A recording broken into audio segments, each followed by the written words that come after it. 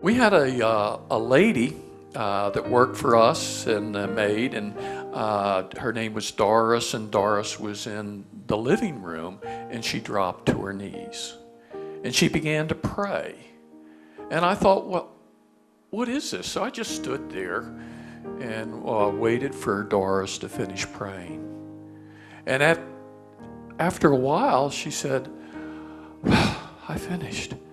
God has given me a release to get up.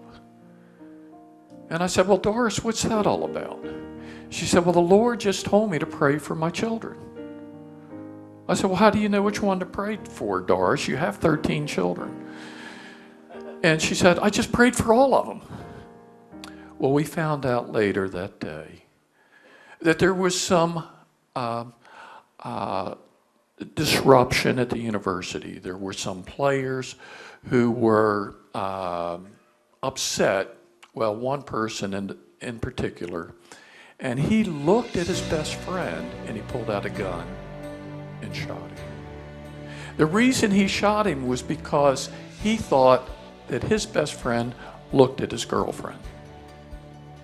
So he began to fire wildly in the room where these football players were present.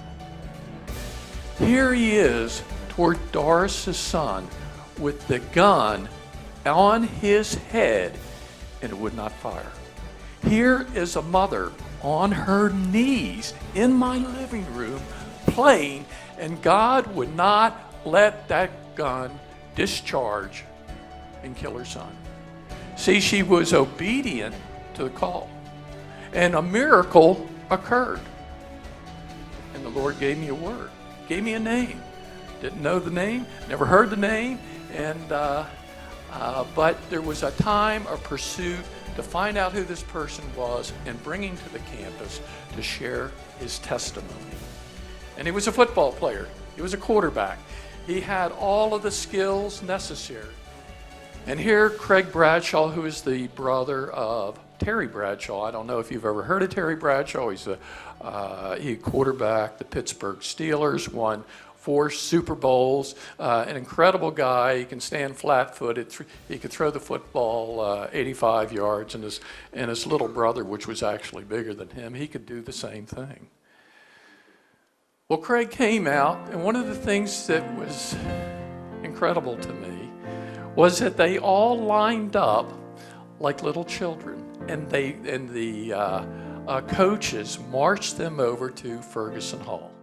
They heard the gospel through the testimony, and many gave their life to Jesus Christ. What is the purpose and the power of the testimony? To see people's lives changed.